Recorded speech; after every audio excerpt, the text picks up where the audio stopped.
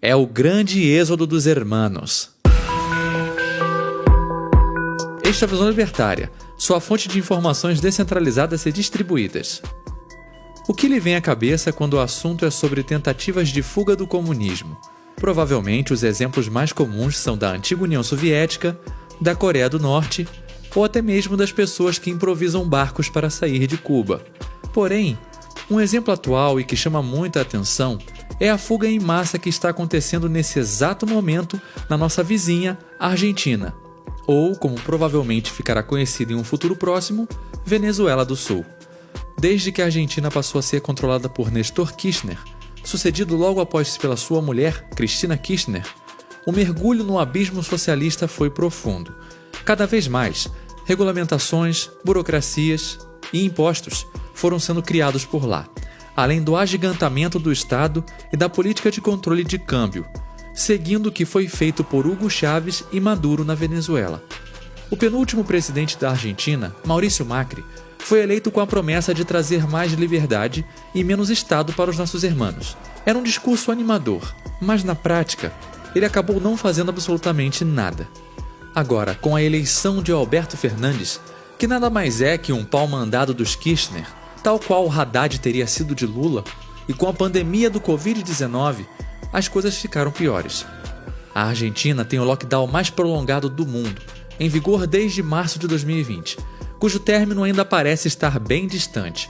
Ele proibiu as empresas de demitirem, pois caso os empregadores o façam, terão que pagar uma indenização em dobro ao funcionário.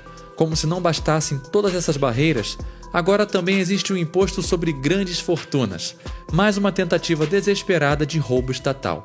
O resultado de todo esse comunismo não podia ser outro: a fuga dos cidadãos.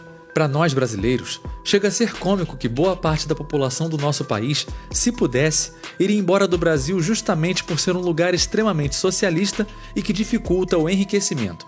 Pensar que as pessoas estão buscando refúgio no Brasil é bizarro para nós, mas essa é a realidade que vivemos. Como exemplo prático, é possível citar os cubanos do Mais Médicos, programa de trabalho escravo que utilizava médicos cubanos, no qual a ditadura ficava com 80% da remuneração do profissional de saúde. Kim Jong-un e Xi Jinping com certeza bateriam palmas para esse ato, pois quem além deles usa trabalho escravo em pleno século XXI tão escancaradamente? Os esquerdistas ainda diziam que resolviam a saúde no Brasil. Logo após, os venezuelanos fugiram da ditadura de Maduro, tendo em vista que simplesmente começou a faltar comida no país e a inflação passou dos 1000%. Agora, estamos vendo tal fato se repetir com os argentinos, cujos principais destinos de fuga são o Brasil e o Uruguai, já que esses são os locais mais próximos.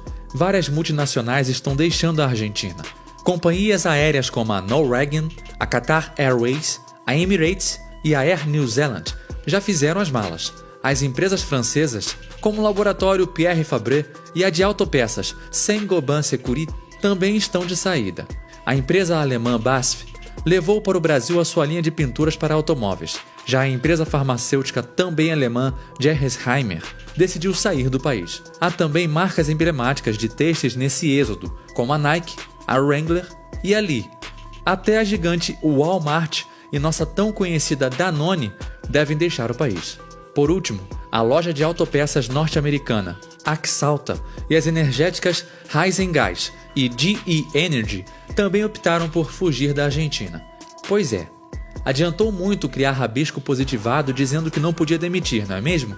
Imagino que em breve farão rabiscos dizendo que todos têm emprego, esperando que isso resolva magicamente todos os problemas. Não são só as grandes multinacionais que estão deixando a Argentina, mas também inúmeras micro e pequenas empresas estão procurando refúgio no Brasil e no Uruguai. Como todos nós sabemos, as micro e pequenas empresas são as grandes responsáveis pela geração de emprego. Para se ter ideia, é estimado que no Brasil, em torno de 72% de todos os postos de trabalho são gerados justamente por elas. Portanto, é assustador pensar quão ainda mais argentinos ficarão desempregados por culpa exclusiva da máfia estatal liderada por Alberto Fernandes. Pior ainda para a máfia é que não adianta tentar criar algo como o Muro de Berlim, cujo único objetivo era exatamente esse: impedir a fuga da Alemanha Oriental comunista para o lado capitalista. Além de não ter recursos para isso, a maior parte da fronteira entre a Argentina e o Uruguai é marítima, sendo muito fácil para qualquer um pegar um barco e atravessar para o outro lado. Apenas para se ter ideia, entre 1950 e 1961, quando o Muro de Berlim foi construído, estima-se que cerca de 3,5 milhões de alemães fugiram para o lado capitalista. É claro que esse número caiu drasticamente após a criação do muro e com o endurecimento da vigilância nas fronteiras. Qualquer semelhança com um presídio não é mera coincidência, pois esse sistema que impedia a fuga das pessoas do comunismo deixava qualquer prisão de segurança máxima no chinelo. Para escapar desse inferno, era necessário passar por um campo minado, algo que dificultava ainda mais o processo. Mesmo se o fugitivo conseguisse não ser explodido por uma mina, os guardas que faziam a segurança tinham permissão de atirar para matar. Um caso impressionante ocorreu em 5 de outubro de 1964, quando um grupo de cerca de 57 pessoas conseguiu cavar um túnel para o outro lado e fugir, sendo que este foi apenas um dos casos de fuga coletiva através de túneis. É tão curioso como é comum escutarmos a história de que o patrão que explora os trabalhadores, onde a CLT é tida como a grande responsável por garantir que condições análogas à escravidão não existam. Realmente, o socialismo é tão bom que as pessoas precisam ser fuziladas para impedir que sejam exploradas pelo capitalismo malvadão. O dólar, que sempre serviu como reserva de valor e termômetro com o qual os argentinos avaliam a saúde da economia, está cada vez mais escasso no país. Outra moeda que explodiu foi o Bitcoin, justamente para escapar do controle estatal sobre o dólar e também como forma de proteger o valor da moeda ante a desvalorização do peso. $1 vale mais de 150 pesos. As reservas do Banco Central argentino somam 42 bilhões, mas, desse montante, irrisórios 2,5 bilhões estão disponíveis ao mercado, sendo que a venda de dólares é totalmente controlada pelo governo. A Argentina teve a pior queda da economia da sua história no segundo trimestre. O produto interno bruto encolheu 19,1%. A queda argentina é ainda mais profunda porque acontece sobre uma base recessiva. O país alterna recessão e estagnação há anos. Isso não poderia ser diferente, dado que a extrema-esquerda sempre esteve no poder e o liberal eleito não fez porcaria nenhuma. A previsão para o ano é de um piso de queda de 12,5% do PIB.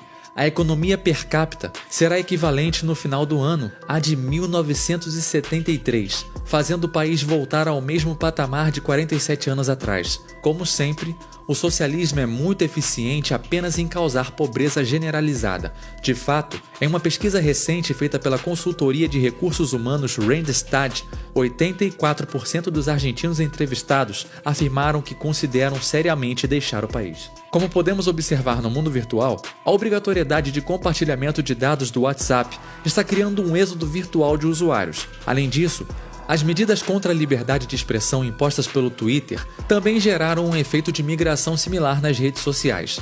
Não importa se o socialismo é no mundo real ou virtual, ele sempre irá fazer com que as pessoas fujam dele, pois ele é, antes de tudo, algo não natural. As trocas voluntárias e a liberdade é que são. Por mais que na história humana o Estado exista há bastante tempo, isso não o torna algo natural em nossa espécie, pois nada mais é que uma imposição pela força. Tal qual cães já existiam antes das coleiras, nós já existimos antes do Estado.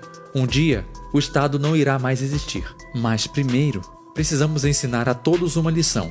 Todos podem viver livres. E a liberdade não é um perigo, mas sim a solução. Obrigado por sua audiência. Esse artigo foi sugerido e escrito por Giuseppe, revisado por Paulo Almeida e narrado por Rafael Dufra.